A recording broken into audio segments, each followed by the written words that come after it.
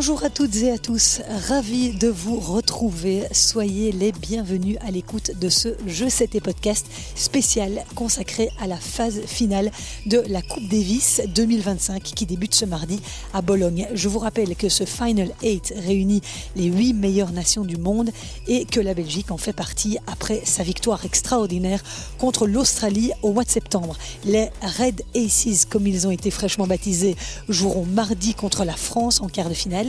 Dans ce numéro, vous entendrez les interviews de certains joueurs de notre équipe belge. J'ai pu les rencontrer mercredi dernier à Wilrijk pendant leur journée d'entraînement à la veille de leur départ vers Bologne. Pour rappel, notre équipe est composée de Zizou Bergs, Raphaël Collignon, Alexander Blokh, Joran Vliegen, Sander Gillet, sous le capitanat de Steve Darcy.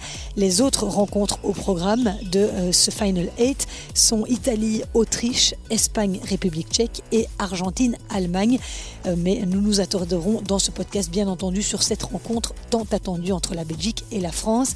J'évoquerai aussi les résultats des filles en Billie Jean King Cup ce week-end à Munich suite à leur formidable performance face à la Turquie et à l'Allemagne. Elles retrouvent le groupe mondial en 2026. Vous aurez également une réaction du capitaine de l'équipe féminine de Billie Jean King Cup, Wim Fissette.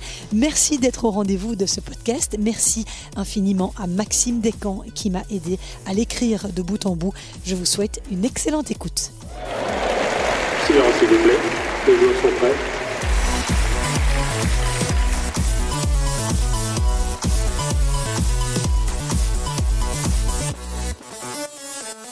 Comme vous l'avez peut-être entendu, c'est donc depuis la Bologna Fiere que je vous enregistre ce podcast. Un stade d'une capacité d'environ 10 000 personnes, situé donc un petit peu à l'extérieur de Bologne. Alors je ne vous cache pas que depuis mon arrivée à l'aéroport ce matin, ça a été quand même un parcours du combattant pour arriver jusqu'ici.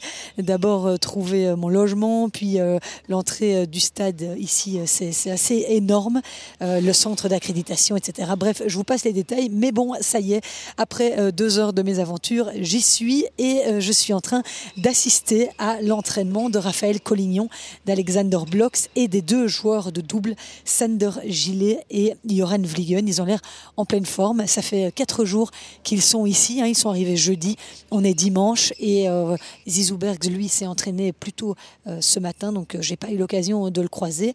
Alors pour eux, le programme, c'est que demain, ils rencontrent la presse et puis mardi, eh bien, les choses sérieuses commencent avec ce duel tant attendu entre la Belgique et la France. Alors, la veille de leur départ vers Bologne, eh bien, la fédération de tennis belge avait organisé un entraînement ouvert pour les journalistes et une série de conférences de presse où on a pu rencontrer et poser nos questions aux joueurs avant leur départ donc vers Bologne. Donc, j'ai pu recueillir leurs impressions. Vous allez les entendre dans ce numéro. Nous passerons aussi en revue, évidemment, la composition de l'équipe de France, puisque le capitaine a confirmé ce dimanche matin la sélection des Bleus. Une affiche qui a forcément un goût particulier. La dernière confrontation majeure entre Belges et Français remonte à la finale de la Coupe Davis 2017, remportée 3-2 par la France. Et ce jour-là, eh bien, c'est un certain Steve Darcy, aujourd'hui capitaine de l'équipe belge, qui avait disputé le match décisif et qui s'était incliné lourdement face à Lucas Pouille, 6-3, 6-1, 6-0. Un contexte qui donne à cette rencontre 2025 un parfum supplémentaire de revanche, évidemment, pour notre capitaine comme pour l'équipe belge. Alors, on va commencer par faire le point sur les compositions des 2 équipes pour ce quart de finale. L'équipe de France, d'abord, qui dispute la phase finale de la Coupe Davis pour la première fois depuis 2019, se présente à Bologne avec un groupe solide et bien équilibré, avec comme capitaine Paul-Henri Mathieu. En tête de file de cette équipe de France, en l'absence d'Hugo Humbert, blessé au dos, on retrouve Arthur Rinderknecht qui a livré une fin de saison époustouflante, notamment en atteignant la finale au Masters 1000 de Shanghai, battu par son cousin Valentin Vachereau. Ce résultat lui a permis de faire un bond énorme au classement. Il est actuellement 29e mondial. Le Français est en pleine confiance et les Belges devront sérieusement s'en méfier. On a ensuite Benjamin Bonzi, 94e joueur mondial, et Pierre Hugerbert, spécialiste, lui, du double.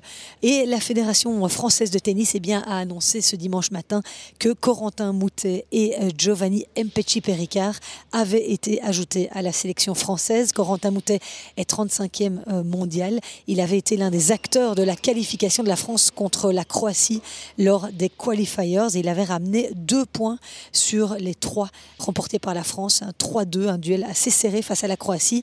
Mpetshi-Perricard, lui, est 59e mondial et on sait à quel point il peut être efficace sur ses surfaces rapides en indoor avec son service absolument tonitruant. Il faudra se méfier, les Red Aces devront se méfier des Aces de Giovanni Mpetshi-Perricard. Bon, elle est facile, mais il fallait que je la fasse. Alors, côté double, la France comptera probablement sur la paire Herbert-Bonzi. Ce sont 2 joueurs très expérimentés en double, très dangereux dans ce type de format. C'est une saison en dents de scie un petit peu pour les 2 joueurs, mais attention, en double, ils sont capables de se surpasser. Ils l'ont montré récemment. Côté belge, la sélection menée par Steve Darcy repose sur un groupe jeune, explosif et en pleine ascension. Le numéro 1 belge, Zizou Bergs, aujourd'hui 39e mondial, sort d'une bonne saison 2025 et il arrive en confiance. À ses côtés, Raphaël Collignon, classé 73e mondial, est l'une des révélations de l'année. Il a vraiment été époustouflant, notamment durant cette campagne des qualifiers en Australie, où il avait réussi l'exploit de battre Alex de Minaur. Donc il est capable d'éclairs de génie, il est prêt à tout dans cette rencontre face à la France et surtout à venger, entre guillemets, son coach Steve Darcy par rapport à cette finale perdue en 2017. Alors en double, la Belgique aligne son duo historique, Sander Gillet, 49e mondial, et Joran Vliegen, 66e. Malgré une saison 2025 qu'ils ont joué séparément sur le circuit, ils se connaissent par cœur et restent une valeur sûre en Coupe Davis. Ils sont capables de très bons résultats. Ils ont évidemment à cœur de ramener un point hyper important dans ce format court. Je vous rappelle qu'il se joue donc en 2 matchs de simple et 1 match de double. Il faudra donc évidemment compter sur leurs efforts. Steve Darcy a également décidé d'appeler Alexander Blocks, 101e joueur mondial. Jeune joueur en progression constante, déjà vainqueur de plusieurs challengers en 2025 et qui participera très prochainement au Masters de la Next Gen, une compétition prestigieuse à laquelle participent les 8 meilleurs joueurs de la saison de moins de 20 ans. On pourra vraiment compter sur lui également pour être le joker de cette équipe belge. Alors, je vais profiter de ce podcast pour passer un petit peu en revue les résultats qui ont marqué l'année de ces 5 joueurs belges. On commence par Zizou Bergs. À 25 ans, il vit la meilleure saison de sa carrière. Il a atteint son meilleur classement avec une entrée dans le top 40 en 2025. Et il a aussi disputé ses 2 premières finales ATP cette saison. Une à Auckland en tout début d'année, puis une sur gazon à 's-Hertogenbosch. Entre ces 2 moments forts, il a signé la plus grande victoire de sa carrière en battant le numéro 9 mondial, Andrei Rublev. C'était à Miami et c'était la première fois qu'il se débarrassait d'un top 10 mondial. En Masters 1000, il a signé un superbe quart de finale à Shanghai, stoppé seulement par Novak Djokovic, après avoir battu notamment Sébastien Corda, Francisco Cerundolo et Gabriel Diallo. Mais Zizou, c'est aussi, on le sait, un homme de Coupe Davis, comme son capitaine. Le match contre la France sera sa 8e sélection. Depuis le 2021, il a affronté des joueurs comme Jan-Lennart Struff, Kubler, Griekspoor, Montero, Silic ou encore Kwon, gagnant progressivement un rôle de leader dans cette équipe belge. En 2024, il a apporté des points clés contre Marin Cilic, notamment en Croatie, mais aussi contre Koboli et contre Talon Griekspoor. C'était à Bologne l'année dernière. En février dernier, lors des qualifications contre le Chili, il a remporté ce match intense contre Barrios Vera, avant l'épisode évidemment très commenté, sa victoire face à Christian Garin, heurté involontairement par Zizou alors qu'il rejoignait son banc en célébrant un break gagné. Christian Garin, rappelez-vous, avait refusé de reprendre le match et la Belgique s'était qualifiée. L'incident a fait le tour du monde et Zizou Bergs avait reconnu que c'était un moment malheureux, mais c'est vrai que ça avait avait fait beaucoup de bruit, cette histoire. Alors Zizou, évidemment, c'est un tennis explosif, porté vers l'avant, avec beaucoup d'intensité. C'est un joueur qui est capable d'élever son niveau dans les grands moments, de faire basculer l'énergie d'un match en une seconde et d'emmener surtout la foule avec lui. Il y aura des supporters belges, une centaine de supporters belges à Bologne. Il pourra clairement compter sur leur énergie. On espère qu'il sera au rendez-vous car l'équipe aura besoin d'un grand Zizou. Et je vais vous laisser écouter justement Zizou Bergs lors de cette rencontre à Wilrijk mercredi dernier. Il nous parle de son premier futur adversaire dont il est sûr, et surtout de son ambition de bien faire pour l'équipe belge. Tu étais jeune quand la France a battu la Belgique en Coupe Davis.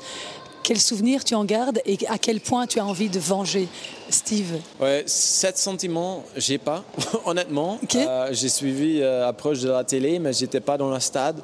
Je fonctionne meilleur avec l'amour. J'ai pas. J'ai besoin de comment on dit, la chaleur.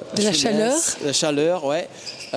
Et j'aime bien mes amis, j'aime bien mon équipe et c'est vraiment quelque chose qui va me porter le max, ouais, certain. Mais tu vas pas avoir de la chaleur et de l'amour des Français, hein?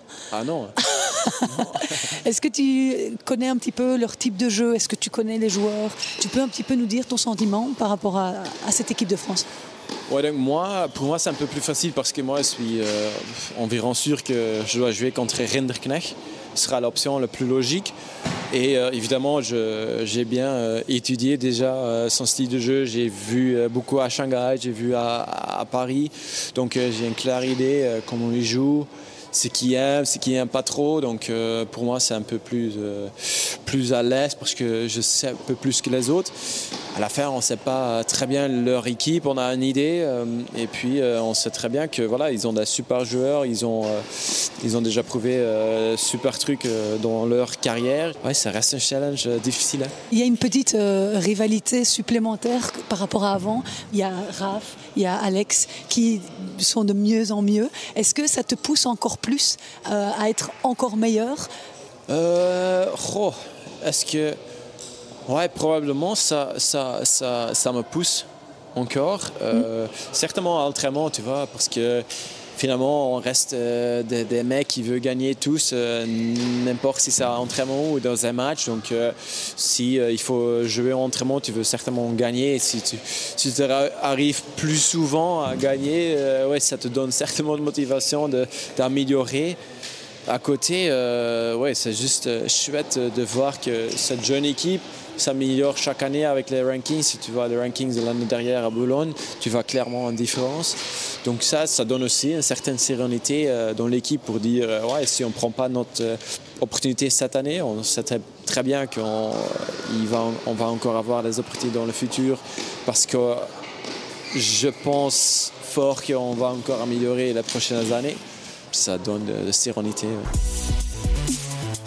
Alors Raphaël Collignon, je vous le disais tout à l'heure, il a évidemment été révélé cette année. Aujourd'hui, tout le monde sait qui il est. Tout a commencé pour lui sur le circuit Challenger en début d'année, où il a empilé les résultats. Un titre à Monza, un autre à Pau, qui lui a ouvert pour la première fois les portes du top 100 mondial avant une finale à Lugano et plus tard dans l'année, eh bien, une très belle tournée indoor en France avec une finale à Orléans et une demi-finale à Mouilleron-le-Captif. C'est sur la terre battue marocaine de Marrakech qu'il a décroché cette année sa première victoire sur le circuit ATP en éliminant Fabio Fognini, un ancien top 10 mondial. Mais c'est surtout dans la deuxième partie de saison à l'US Open que Raphaël Collignon s'est révélé aux yeux du grand public. Premier match maîtrisé et puis un gros exploit au deuxième tour face à Casper Ruud, 12e joueur mondial et ancien finaliste évidemment en Grand Chelem. Une victoire en 5-7 qui a compté et qui a fait décoller sa notoriété. Sa montée en puissance, elle a culminé à Bruxelles, à l'European Open où il a signé une demi-finale de prestige dont une victoire marquante face à Alejandro Davidovich Fokina, membre du top 20 mondial. Un parcours qui lui a permis d'atteindre son meilleur classement en carrière, c'est-à-dire une 73e place mondiale. Évidemment, tout ça, c'est à titre personnel que Raphaël l'a réalisé, mais le moment le plus fort de sa saison, eh bien, c'est en Coupe Davis qu'il l'a écrit, puisque en septembre, face à l'Australie, alors qu'il ne disputait un match sous les couleurs de l'équipe belge que pour la deuxième fois, eh bien, Raphaël Collignon a prouvé qu'il pouvait être un joueur décisif pour l'équipe nationale. Il a remporté 2 matchs capitaux. D'abord, un succès solide sur Alex de Minaur, alors 8e mondial. On se souvient que Raph avait été pris de crampes, il ne savait plus bouger. Il a lâché les chevaux malgré la douleur et il a réussi à s'imposer tel un héros. Et puis, il a surtout aussi ramené le point décisif du week-end contre Alexander Vukic. Un match remporté au courage en 3-7. Un match qu'il fallait assurer après son exploit face à Alex de Minaur la veille. Eh bien, il fallait enchaîner et il l'a fait. Il est donc devenu un petit peu le héros de cette rencontre et grâce à lui notamment, eh bien, la Belgique a décroché son ticket pour le Final 8. Donc Raphaël Collignon, eh bien, c'est un tennis moderne, agressif, un service de feu et un gros coup droit. Alors sera-t-il capable de réitérer sa performance? On espère évidemment de tout cœur que Raphaël Collignon pourra montrer les mêmes capacités que lors de ce match contre l'Australie.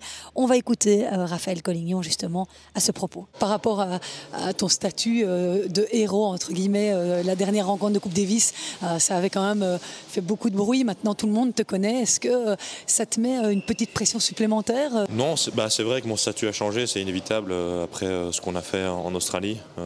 J'ai vraiment super bien joué là-bas. J'ai réussi à qualifier la Belgique, donc c'était un sentiment incroyable pour moi. C'était même le premier match gagné en Coupe Davis aussi. Donc maintenant je me sens un petit peu plus légitime d'être dans l'équipe. C'était vraiment un truc qui me manquait, c'est mes premières victoires en Coupe Davis et vraiment vivre des émotions fortes avec l'équipe. Donc très très heureux et je prends cette pression positive. Je pense que c'est bien que tout le monde me connaisse, c'est bien d'avoir fait ces choses-là par le passé. Donc je prends ça vraiment positivement. C'est mieux ça que de continuer à être inconnu et d'avoir tout perdu en Coupe Davis. Donc c'est super chouette, c'est un sentiment qui est génial d'aller à Bologne, d'avoir qualifié l'équipe. Et je vais pas là avec plus de pression, je suis juste content d'être avec les mecs et je vais tout donner. Et si jamais le mec en face de moi est meilleur, tant mieux pour lui. Mais moi, il n'y a rien qu'à changer, toujours la même envie, pas plus de pression, normal. Toujours la même envie, j'ai envie de dire peut-être même encore une envie supplémentaire de battre ces Français. Oui, évidemment, un petit peu plus. On les aime bien, mais bon, on aimerait bien les battre quand même. Voilà, on en a marre de se faire charrier, de perdre tout le temps dans tous les sports.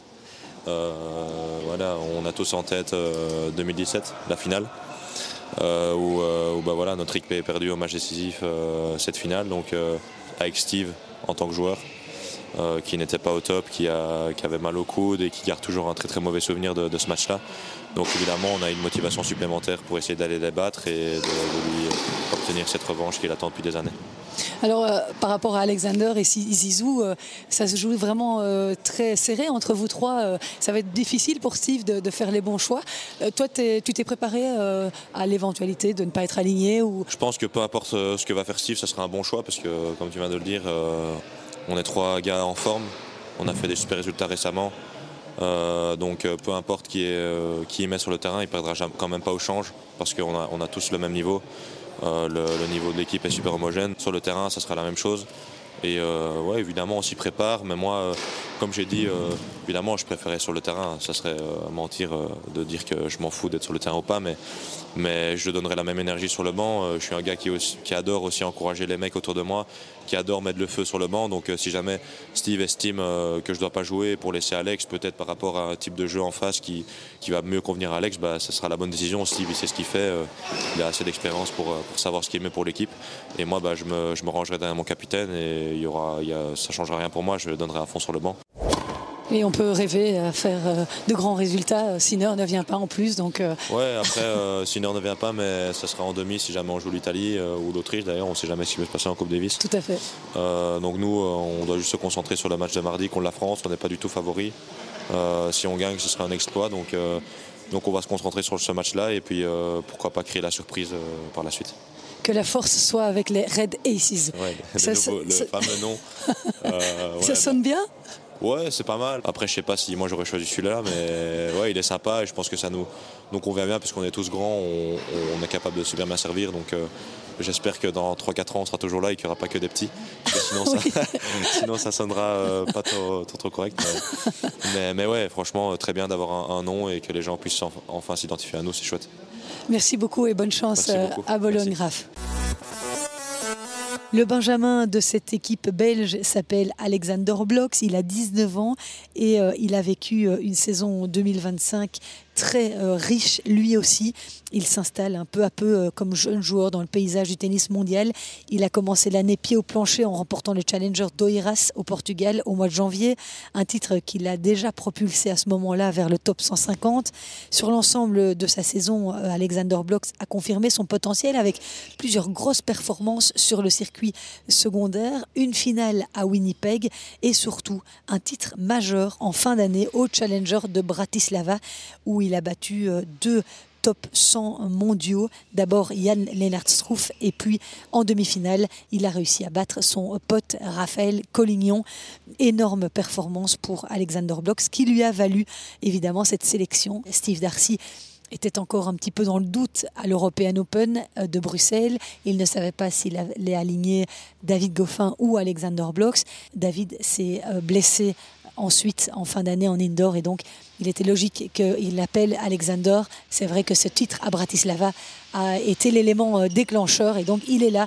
Il porte le maillot de l'équipe belge pour la 3e fois déjà de sa jeune carrière. Et donc voilà, il pourrait être vraiment le joker de l'équipe belge, Alexander Blokx, parce qu'il n'a pas froid aux yeux. Quand il doit y aller, il y va. Il nous l'a dit d'ailleurs à l'interview, il n'a peur de personne. Il a surtout déjà montré de belles choses à Bologne. Il a notamment affronté Matteo Berrettini l'année passée. Ici, il avait perdu un match très serré, mais il n'avait absolument pas démérité. Il avait aussi joué face à Christian Garin. C'est un joueur très agressif, parfois un peu irrégulier, en pleine construction, mais bourré de qualité. Et Steve Darcy sait qu'il peut compter sur lui. On va écouter tout de suite Alexander Blokx. Tu commences un peu à stresser par rapport à l'enjeu? Non, pas du tout. Tu connais pas la pression, toi?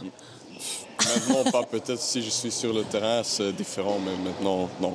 Tu termines super bien ta saison. À quel point le titre à Bratislava t'a donné de la confiance pour aborder cette Coupe Davis? Beaucoup, parce que les semaines avant, j'ai pas mal joué. J'ai joué la bonne manière et c'est juste, j'ai perdu quelques matchs qui étaient vraiment proches, joué sur quelques points. Ouais. Et là, à Bratislava, ça tombait sur mon côté. C'était une bonne semaine. 2 victoires sur des top 100.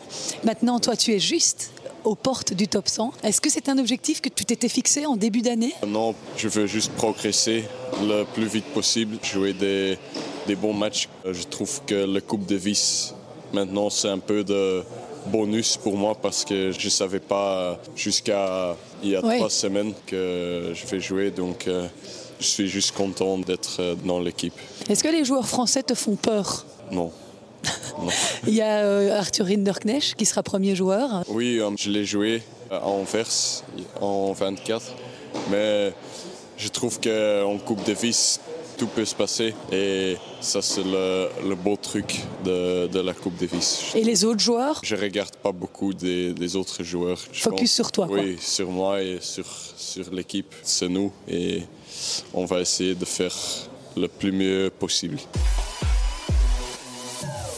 Et puis, pour terminer cette présentation, eh bien, on a Sander Gillet et Joran Vliegen, la paire historique du tennis belge en Coupe Davis. Depuis 2018, ils ont disputé ensemble plus de 15 matchs dans la compétition avec plusieurs victoires de prestige, dont un énorme succès contre Dodig et Pavic en Croatie en 2024.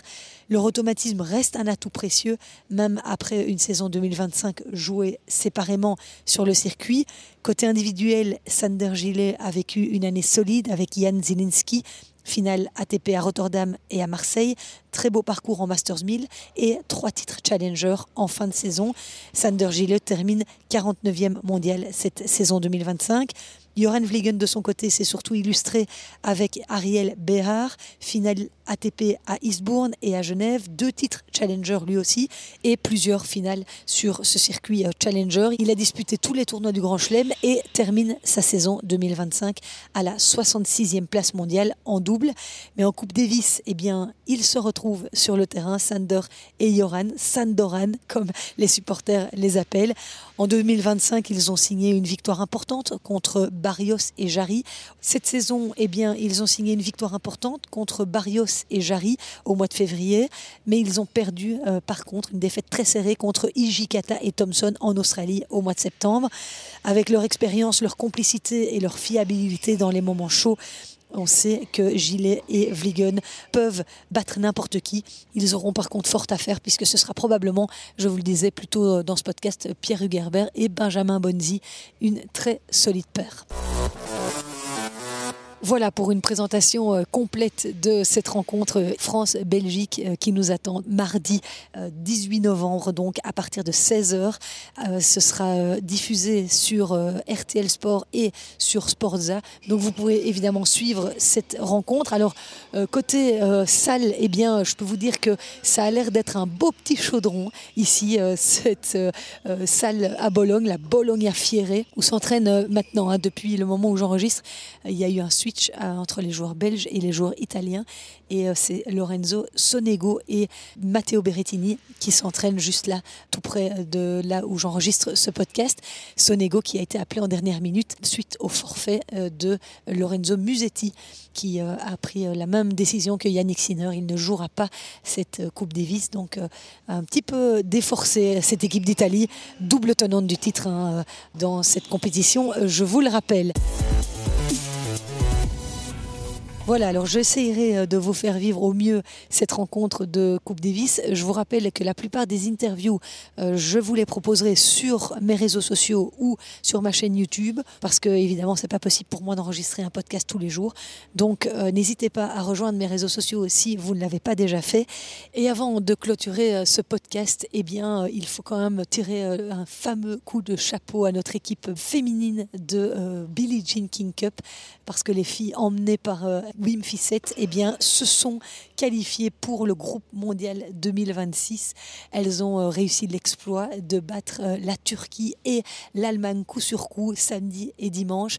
Hanne van de Winkel, Sofia Kostoulas, Magali Kempen, Jelin van Drome, Grete Minen qui malheureusement était blessée donc n'a pas joué, mais sont les auteurs de cette grande performance. C'est absolument extraordinaire ce que cette toute jeune équipe a réussi à faire, même en l'absence de notre numéro 1 belge, Elise Mertens, qui a renoncé à participer à ses playoffs à Munich parce qu'elle voulait se concentrer sur son Masters de double qu'elle a remporté d'ailleurs aux côtés de Veronika Kudermetova.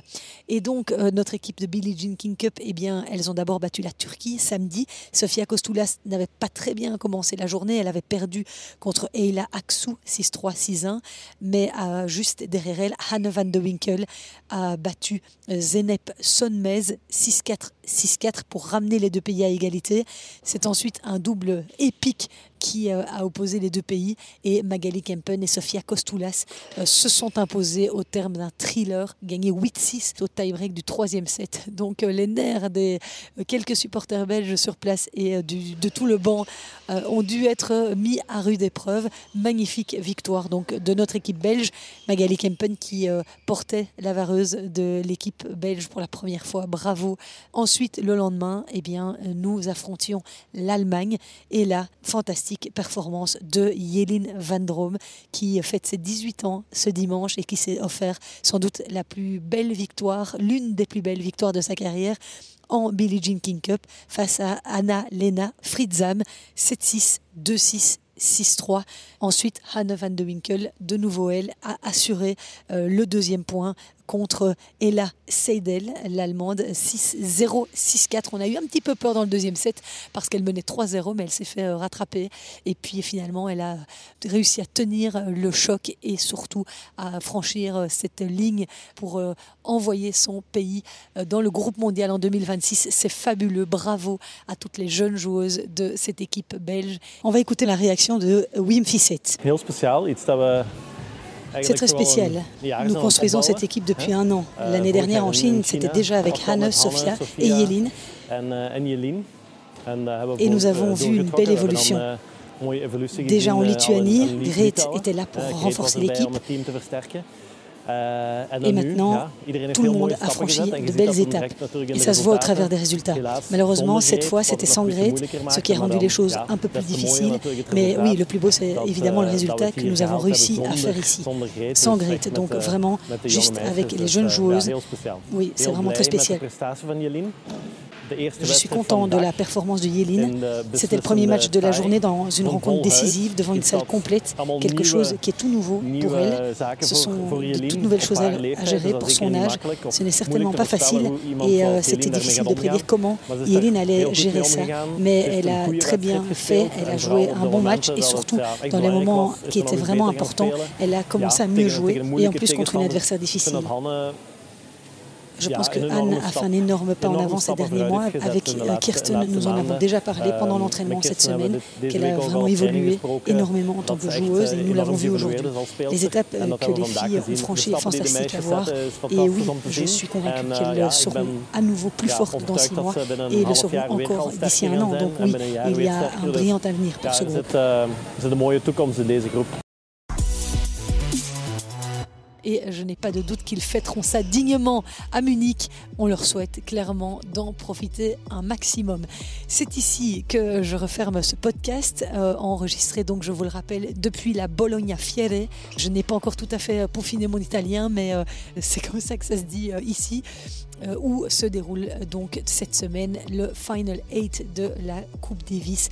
Les débats débuteront mardi. Soyez au rendez-vous, tous derrière notre équipe belge, après les filles, aux garçons de créer le miracle. Je vous rappelle qu'ils jouent le premier tour contre la France et puis eh bien, ce sera en demi-finale, si ils réussissent l'exploit de l'emporter. Ce sera soit face à l'Autriche, soit face à l'Italie, privée de Yannick Sinner et de Musetti.